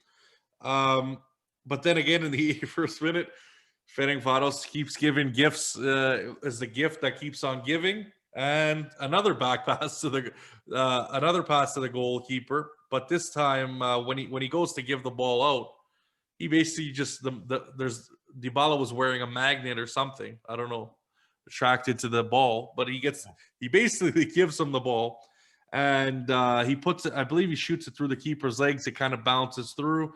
And their defender essentially just buries it into the top corner because he said, fuck it, it's over. Might as well score a goal at one end. So, but anyways, thank that defender for literally fucking up my fantasy, because that would have given me an extra 4 points times 2 with the fucking captaincy. So fuck you, Fetting. No, they didn't give it to him. They gave it as the own goal, those bastards. That's weird. I was trying to catch up in fantasy. Thank you, UEFA, for not allowing me to do that. But we're up 4-0. And, again, we're kind of, lackadaisical, not really, pressing a lot, sitting behind the ball. And it was all real Ferencvaros at the end. We get to the 89th minute. Essentially, the whole team falls asleep again. Bonucci's twerking again. Bernardeschi's hands behind the back. What else do I gotta say? After losing the ball, like you said earlier, and yeah, it's pretty much says it all for us. Tech made a huge first save, but again, everyone was half asleep because they were all just like, and basically the attacker who shot it the first time gets his own rebound and buries it. mean, you can't blame Tech for the rebound. I mean, it was a point blank shot, and I was surprised he made the save on the first one. But yeah, man, unbelievable. 4-1. That pretty much ends the game. How poetic is it that like Bernardeschi and Bonucci link up for like the most annoying goal? And like of course we couldn't keep the clean sheet because why would we, right? Ugh. If I have to see, we talked about this last time, dude. If I have to see Bonucci try to block another fucking ball with his ass, I don't know what everyone's scared about. I don't know what he's scared. Like, we got to do some trust exercises or something where they like wear a cup, hold him up or something. I don't know. Wear a cup. Are you that like he already has a couple kids? It's not like he needs to like worry about like, well, you know, got to keep the jewels in check. Otherwise, if I want to pop another child out, who knows? That's not even on the top of his to-do list. Yeah, I don't know. Fucking Torino fans. I don't know what he learned at Milan. Unbelievable. He walked in and Maldini was like, all right, here's what we're going to do. Here's how you defend everything. And then we're going to send you right back to Juventus. I honestly, bro, I have no idea. He's like, we're gonna buy him. We're gonna make him happen. Fuck him up. Then we'll send him back. I don't know. I don't know what's up with this guy. Literally, it's like a zombie defending, sticking out his leg backwards. Like, just make the tackle, dude. Like, watch the chest. Watch soccer, see him play that way, and they say, "What the fuck is he doing?" Like, my friends and I watched that game the other day against Spezia, which I'm pretty sure he had another ass miss fucking tackle. Every game. My buddy's like, why is he doing that? I'm like, I don't know. I'm going to go out on a limb, and I'm going to say I think Rugani defends better than him at this point. Right, which, you know, like... that says a lot. That says a lot. Yeah. Oh, guys, we're gonna get into 3 up, 3 down, 3 worst players, 3 best players. For me, I'm gonna go Ramsey. The only reason I'm putting him on this list because you're fucking getting injured too many damn times, and I fucking told you, stay healthy, you bastard. And then Bernardeschi's getting in there. I don't care if he was in there for 1 minute or for 5 minutes or for the whole game. What the fuck are you doing? And number 3, I'm going Bonucci because, again, even though that we won this game, what you could say is a 4-0 win, what the fuck are you doing? Yeah. You know, I was close to bringing Ronaldo in, but then I'm like, I don't want this video to get 6 dislikes like every other video is because that's what all these fuckers are doing. It's either that or Bobo the Clown's fans coming on here. So it's one or the other that are disliking my videos. So I'll save my ass on that one side. And then for my 3 best, I'm going to go Morata, easy. Chiesa, easy, I think, really well. I was close to putting Dybala, but, again, got lucky those couple times. I'm not going to be like whoscored.com, and because there's 2 goals, he scored 2 goals, he's the man of the match. That's not how it works. And then Danilo, I'm going to give him some respects because he's been putting some really good performances, getting involved in the attack, but also making some very key tackles that I've seen. So those are going to be my 3 worst and 3 best. Yeah, I think my 3 worst, Bernardeschi for sure for the 73 reasons I just gave. I don't know how many more highlights of the other team's goals I have to see that start out with Bernardeschi with the ball. Every fucking one is like, right? So he's 1. Bonucci has to be 2. For, you know, again, a multitude of reasons, but the one thing that's been bothering me the most besides the ass defending is that, like, I can understand, you know, if, like what we were talking about before, how there's like a very clear split line between where our midfielders stop and where our defenders start. Bonucci's having this tendency of, like, I can understand that him and Chiellini, now that Chiellini is back, them sitting a little bit further back, but at the same time, Bonucci kind of wanders too much for that to kind of still be the, you know, he has the, like the I don't know, like the ghost of 2012 in his head still, where he was playing these incredible long balls and he was getting forward and scoring goals from the top of the box. Like that, it's not happening anymore. And I see him like wandering a little bit more to your point. If Danilo and Chiesa and Cuadrado are all pushing up, even if Bonucci's 10 yards away from Chiellini's 35. He can't run that fast anymore, so you have to play a little bit closer to him. Yeah. And Yeah. middle ground where Bonucci plays too close and he fucks up. He plays too far away and he fucks up. So he's number 2 on my list of worst. Three's It's tough. tough. It's Three is the tough one because I agree with you with Ramsey, but like I'm just picking at straws. I think Ramsey, if he lasted all 90 minutes, I almost think he might have been in the top 3 because he was playing pretty well before it went off. True. I don't want to put Cuadrado in the worst 3 because I don't know that he necessarily merits it. I don't think we played an overall poor game. Yeah. You know what I mean? But that said, I still think that the right side always gives me anxiety because when Cuadrado is present in any given play, I feel better. But a lot of times what feels to be happening is that he's pressing so far up that when the ball breaks quickly, not there, so he can't you know what I mean? And he doesn't even go. Right. So you know what I mean? So I can't really if his offensive performances are great, I don't want him to score 4 and us concede 5. You know what I mean? Yeah. That won't help me.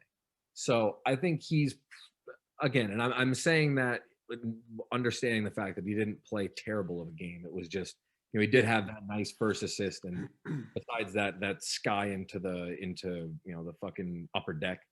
I think he played all right. As far as the 3 best, Morata definitely number 1. I mean, I think his first goal was definitely just him a tap in, but he still had to tap it in. Right. And the second goal, frankly, that's a very quick decision to have to make. I mean, not knowing whether or not McKennie's actually trying to touch the ball or what he's trying to do. Pretty quick split second decision, and it was a very nice strike on the ball. Chiesa, I think, has been playing better and better and better every game. I think it's nice because he has sort of this, I don't want to call it a chip on his shoulder, but he seems like he is trying to prove himself a little bit more than some other Italians that come in. I hate to keep using Bernardeschi as an example, but I don't know. It was different, right? Bernardeschi and Chiesa came in the same, in a very similar kind of allure in the sense that they were both the talisman at Fiorentina at that given time. They were the Italian guy who came in as a winger, blah blah blah. Bernardeschi came in, and I think there was a little bit more of oh, he's a world beater. He's an ex Del Piero. Give him the number 10. Why are you giving it to Dybala? What the fuck? Whereas Chiesa is coming in a little bit more, I guess, humble, it seems. Maybe that's just my perception. I don't know if I'm being wrong in that, but it seems like Chiesa is coming in with a little bit more to prove, even though, I mean, Fiorentina, when Bernardeschi was on there, was competing for top 4 spots. Yeah. The last couple of years, they frankly haven't been. So I think what you got to remember with Bernardeschi too, it was kind of there was an influx of wingers, right? We just brought in Douglas Costa as well. We had Cuadrado. So there was kind of a lot of traffic, in that area. And it's not like we were playing even 4-3-3 at the time. So it's not and we didn't have Ronaldo at the time either. So I don't know. It was just Allegri got under that 4-2-3-1. And I don't know. He kind of got lost in the group, right? So, and then obviously it's not like he's doing himself any favors, right? But Chiesa, I think there was kind of that exodus, so it opened up space as well. I think that's what we're going to find out. Getting rid of and then obviously getting rid of Bernardeschi is really going to help because now he doesn't have to worry about losing. Obviously, we brought in Kulusevski as well, but I think it's kind of different when we knew we were going to be playing with wing backs, obviously having 3 at the back. So we know there's spots for Chiesa and Kulusevski, and depending on how we want to play, right? Whereas we weren't really sure where we were going to put all these guys with Allegri when they were brought in. And I think Douglas Costa was kind of the better player at the time. Obviously, he got hurt a lot as well, but so we were forced to. But in the situation where we had Higuain, Dybala,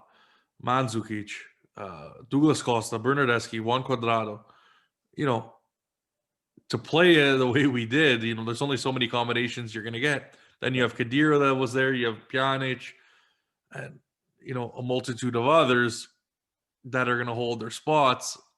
Young Bentancur comes in. It was tough. So I think for him, he had more traffic, right? More competition. Yeah. So he kind of fell by the wayside. Where, I mean, for me, again, with the Ramsey pick, I'm an impulsive person. So I'm nitpicking for no reason. I mean, sure, if you want to say that I'm totally wrong by putting, again, I agree with you. I think he could have definitely been one of the best players if he stuck around, but it's too much, man. You're making what does he make it? 7 million, 7.5? Yeah, 7.5 to just get hurt a year. And like, this guy's getting hurt. Like, I knew this was going to happen. I called this shit. Everyone's like, no, he's gonna be amazing. It's gonna be different. It's not like we got J Medical. Oh, wait. Yeah, he was glass at Arsenal, and then he came here, and now he's just Italian glass. Oh, wait, we have the best medical team in the world. Yeah.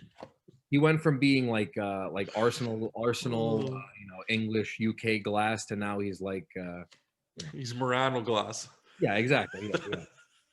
He's like he's Vesuvian ash. Right? Like I will say, like I said, I think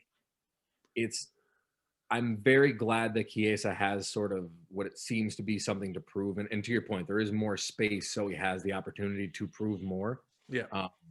But I'm glad that he's playing in a position that he finds to be more natural to him, at least in some games, not necessarily in all of them. But and he has kind of this, I don't know, it's like enthusiasm, I guess is the word, where like anytime, right. Not necessarily that he's smiling every time something happens, but like he's running to every ball. He's not hands behind your back, Bernadeschi. Like he really, it seems like he has a little bit more urgency than other players. Try to prove something. I agree. And that's also part why I guess my third best, I think, is probably Dybala.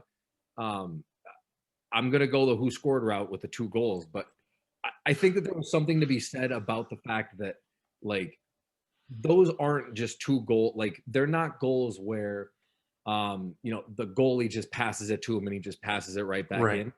Yeah, he has to be in those positions. He has to be pressing hard. He has to be, and he has to finish them. Like that second goal has to be. You know what I mean? And there's a bounce. There's this. There's that. It was lucky, whatever. But like again, he's in the position. He shoots. He scores the goal. I'm then not going to take off the fact because it's like, oh well, the ball was a gift. It's like, well, yeah, but you still have to finish it. See, I'm not allowed to, because if I say it, then I'm part of the Dybala fanboy club or whatever the fuck it's been going around. So, which I'm fine. I got to limit the stick. So I'm fine with that. I'm not even mad. If someone wants to call me a Dybala fanboy, like him and me, we're almost him and me. His birthday's a year before mine, almost to the day. Oh shit! Yeah, his is November. Lucky you.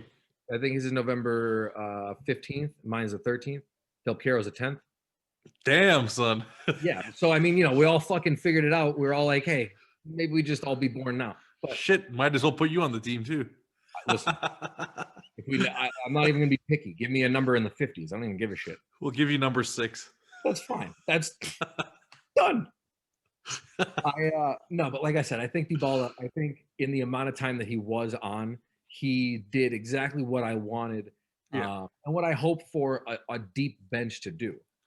Like, we talk about how much deeper our bench is than everybody else. And then, like, we want to be able to sub on players like Dybala, McKinney, Bentancur, and them show up and add some different dimension to the team. Maybe Dybala didn't have his, like, typical, get the ball in the beginning of the final third and dribble it all the way up. Or, he didn't have all of his typical pizzazz that you would expect from a Dybala game. But again, it was extremely rainy. Conditions weren't great. And he still had 2 goals he had to work for. And we're up 2-0 at that point when he comes in. So, I mean, that was just value added, right? Yeah, he didn't have to press. He could have just stayed back at the midfield line, played where you would expect him to more or less be. I guess he's more of a striker than him, so maybe a little bit further up. But he didn't have to press too hard, and he did. Yeah, and that's what we needed. Really, sometimes you need to go in. Yeah, exactly. Sometimes you just need players to go in and do a shift, and that's it, and just finish games up. really something we haven't been able to say for a while. So it was nice to see, us win. Obviously, there was some scary moments. Again, like I said, Ferencvaros was taking their chances, that's for sure. So, I mean, it could have been a closer game, but it is what it is. The stat line is the stat line. You can't change it and say, well, if, ands, buts, if this happened, it isn't, that's the case. And, we get these 3 points, which we need to kind of stay in the hunt for the number 1 spot. I think definitely achievable. Barcelona has their moments. So, again, we got to keep working.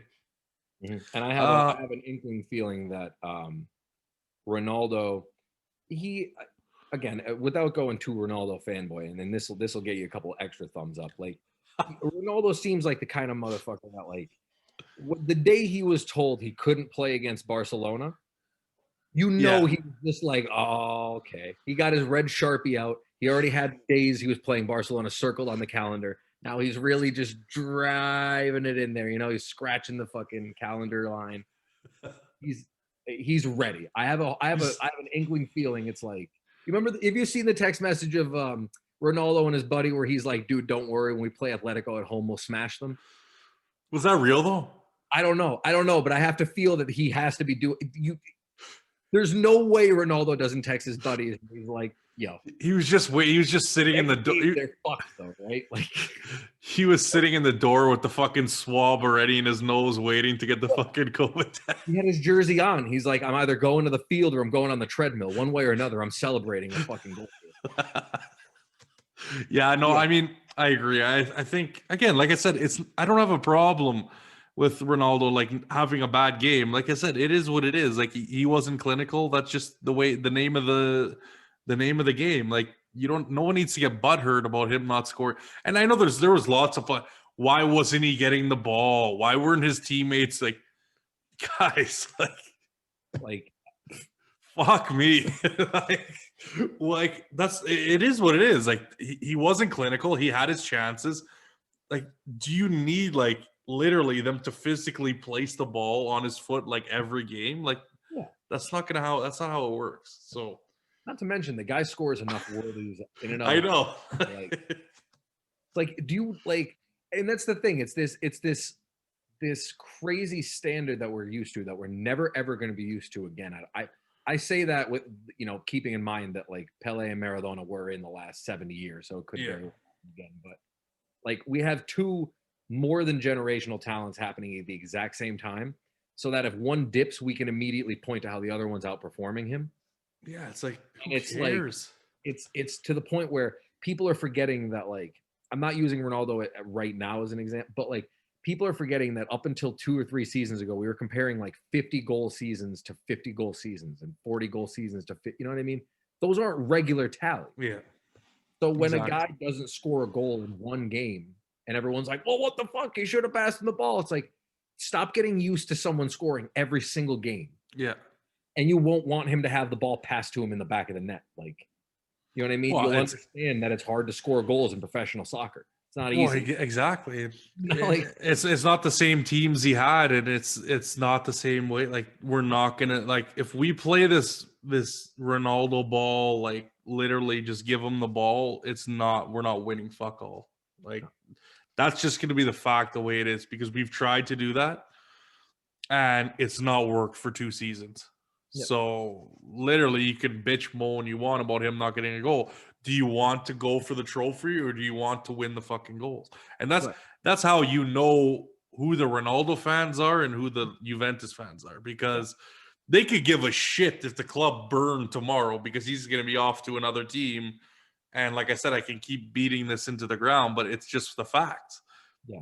Ronaldo fans could give a fuck about this club.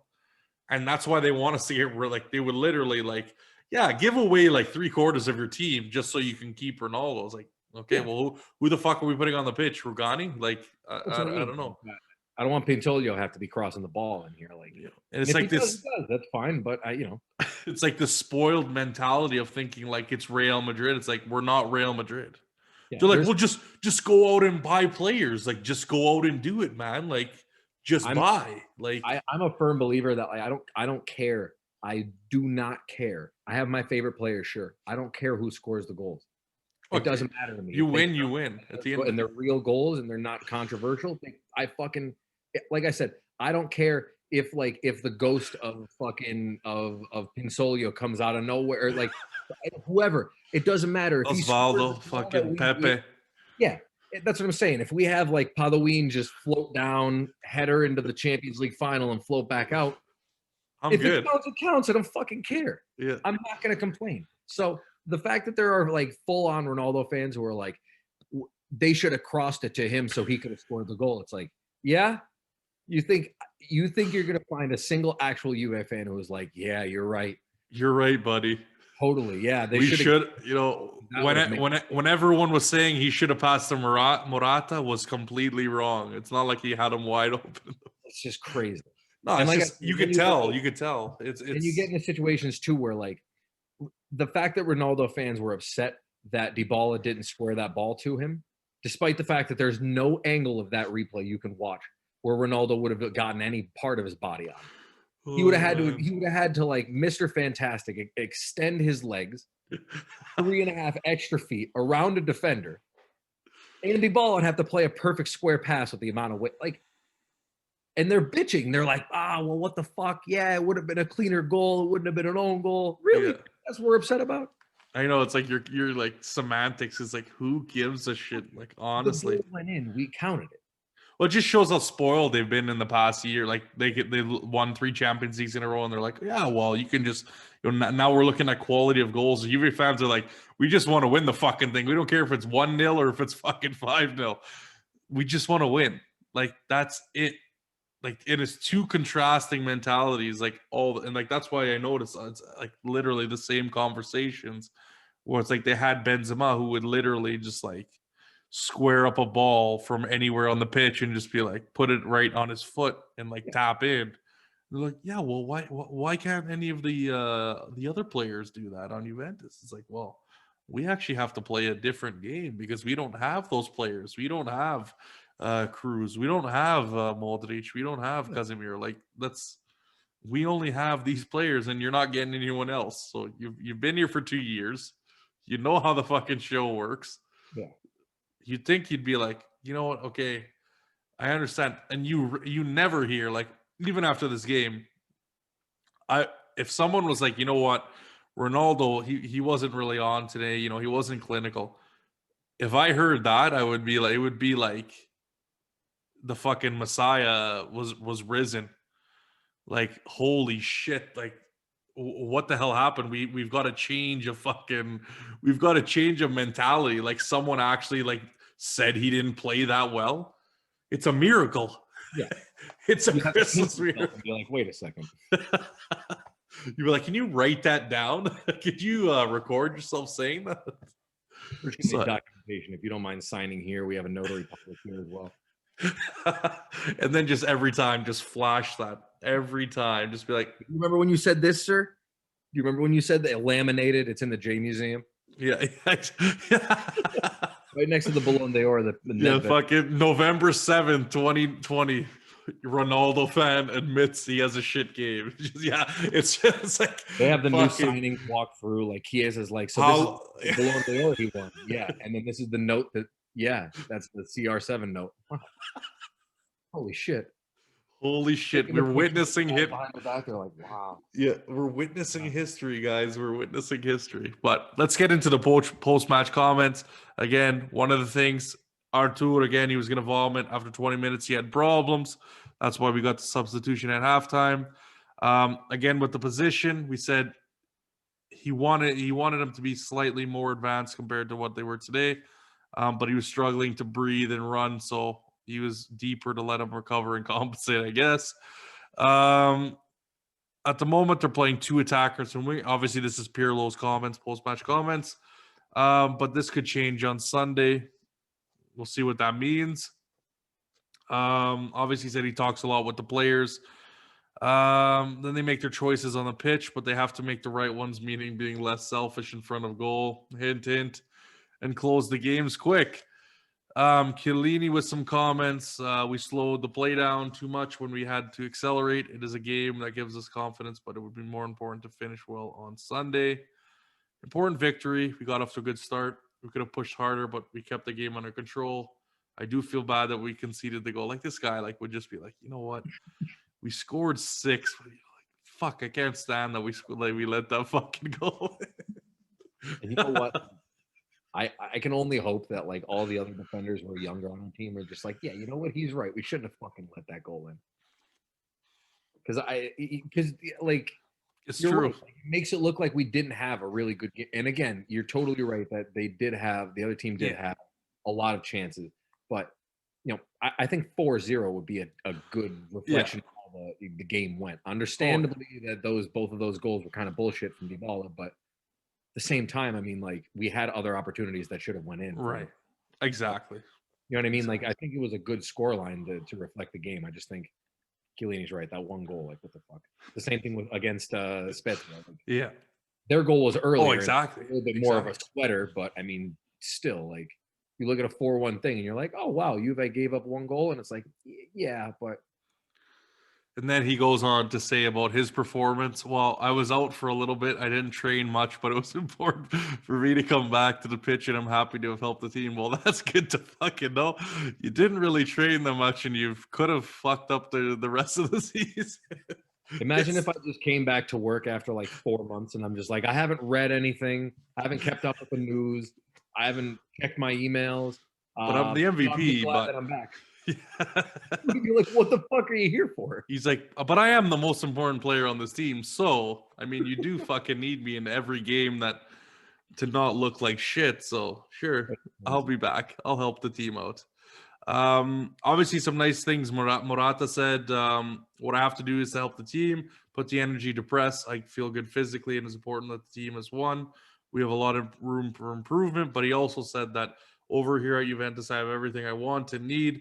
So it's good to see that he's back and happy. I know at Atletico, it was not necessarily a tough time, but I think personally, he wasn't at his best, especially coming off what had happened at Chelsea. And Del Piero with some comments as well. It seems like almost every game now in the Champions League, he's talking.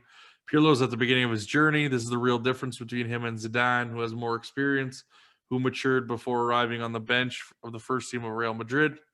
The chances of going on the same road as Zidane, however, are there. So potentially, he could be leading us to the 3 Champions Leagues in a row. In front, they did well, especially Morata. He scored a very nice second goal. Ronaldo was a little down. He wasn't lucid on one occasion. He had to choose the central pass for Morata, like we talked about, who was alone in front of goal. And that's about it, guys, for the comments. I think pretty straightforward. Let's just briefly, before we finish off, the next game. Obviously, we kind of talked about the improvements, but how do you see this game against Lazio going? Obviously, with the limited lineup, I think they're going to have, or will they have a limited lineup? Yeah. Who knows? Yeah, I mean, I think the 3 most like 3 of the most influential players of that team that could be out are those 3, right? So yeah. I mean, when you take out the goal scorer that broke records last year, and then the goalkeeper who keeps them in half the games are still in this year, and last year for that matter. Like, at some point, you're taking out, kind of both things that you're backbone, in your game with, right? Like, I don't know how else to say it, but you're kind of fucked any other way. Unless frankly you have that sort of, there is something to be said about the player who doesn't necessarily always get the starting shot. Yeah. All of a sudden he does, and he's like, hey, you know what? I'm going to ball out today. You always have that possibility, right? Wouldn't be surprised against Juve too. Exactly, right? Like, but I mean, overall, I think Lazio hasn't looked. It's weird because Lazio, I feel like in Serie A hasn't looked super, super strong, but then at the same time in the Champions League, they've looked okay. Yeah. So an interesting kind of dichotomy there, but the hope is that Juve with again, kind of, I keep going back to the depth of bench, but like we have a deeper bench than Lazio has. Yeah. have a deeper starting lineup than Lazio has, frankly. And if Lazio has 3 players that are, critical to them out, my hope is that we play. My hope is that if we play well, we'll win the game. I don't want to have to bet on Lazio not having players or playing like shit or anything Right. like. But based on the form that we're in right now, I think, especially Morata, which he seems like the kind of guy who, even in just the time that he's like, even the last time he was at Juve, when he scores a goal, he scores 5 goals, and then like he just it starts to pile on, and it's a little bit more of like a snowball effect. So Yeah. hope is that this run of form keeps going, and that Lazio is another big game that understandably so. That Champions League game wasn't as far as opponent wise, it wasn't an overly, we'll say, difficult game or big game as compared to Lazio. Lazio is like one of the main contenders at any given. Right. But that said, I still like to think that Morata does show up in big games for the most part. And my hope is that with a depleted Lazio side, Morata will have even more opportunity to score goals. I mean, if he's scoring 2 goals against, again, he's scoring 2 goals against Spezia, he's scoring 2 goals against Spezia, right? Yeah. Yeah. And then 2 goals against team I'm not going to pronounce. Like, the hope is that even if Lazio is a stronger team, the form still stands. But it's all going to be, it's all kind of remains to be seen. And frankly, I saw Pirlo's lineup, and it doesn't look like the same formation that we've been doing, over the last 5 games. It doesn't seem like there's a whole. It seems like he's trying out a few ideas, but it doesn't seem like he has 1 or 2 totally down yet. Which I don't know. I mean, I kind of what Del Piero said, like, he has the opportunity to be like Zidane, but I think Zidane kind of fucked everybody over in the whole like being a player and then becoming a coach thing, because everybody thinks that, like, everybody can do it. You're going to get 3 Champions League in a row from the get-go, right? Yeah. So I think I think we talked about it last time. Like, Pirlo needs his time. Luckily, his time that he's needed so far hasn't been a string of losses or a string of draws or what have you. I mean, they've been okay results for the most part, Barcelona aside.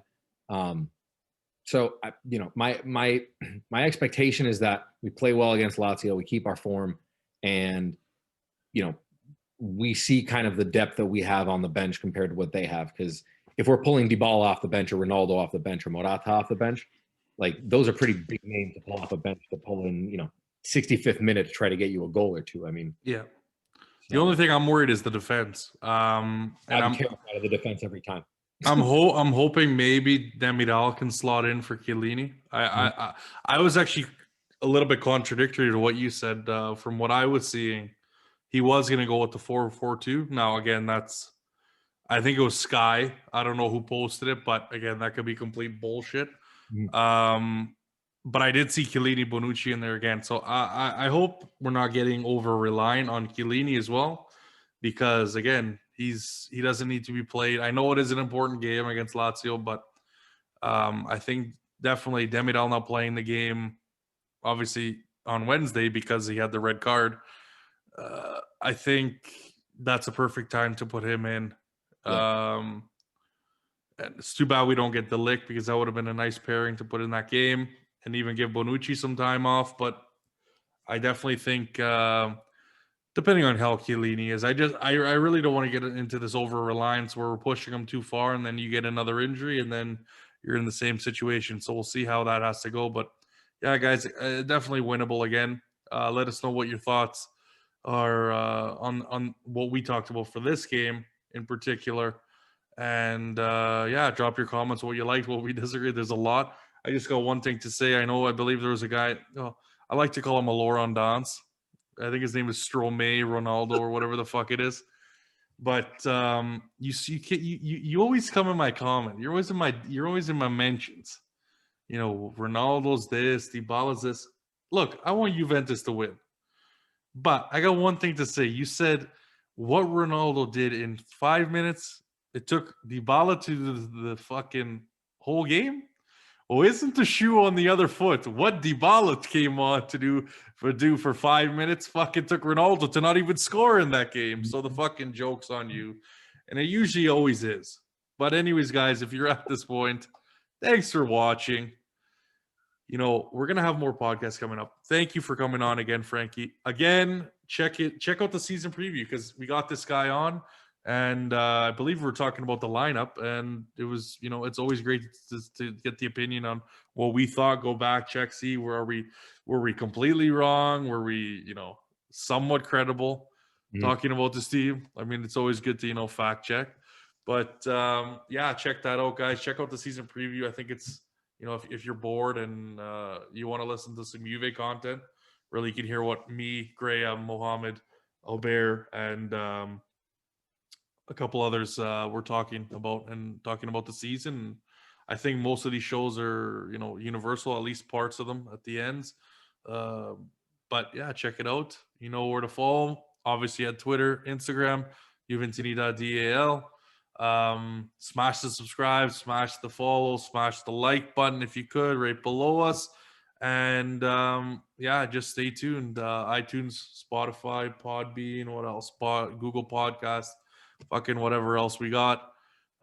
If there's anything new, I know I've posted some stuff on Instagram. Kyle, kind of looking some feedback, what you guys do listen to, what platforms you guys do listen to it, just so I know that I'm catering to all you guys. And yeah, stay tuned for the preview tomorrow with Luca, the real Juve snob, and we're gonna get him back on. And again, we keep rolling on, and I'm looking forward to this break, this international break. I don't have to do any more podcasts. I get to just sleep in all day. No, we'll get some content over the break, and definitely talk Juve. Maybe talk some Italia. Hopefully no one gets hurt, and hopefully we pick up a big win on Sunday early morning. Thanks, Juve. Thanks, Serie A. But again, thanks, Frankie, for coming on. I appreciate it. Thank you guys, the fans, for all the support. And as always, fino alla fine, forza Juventus. Ciao, guys. Here we go.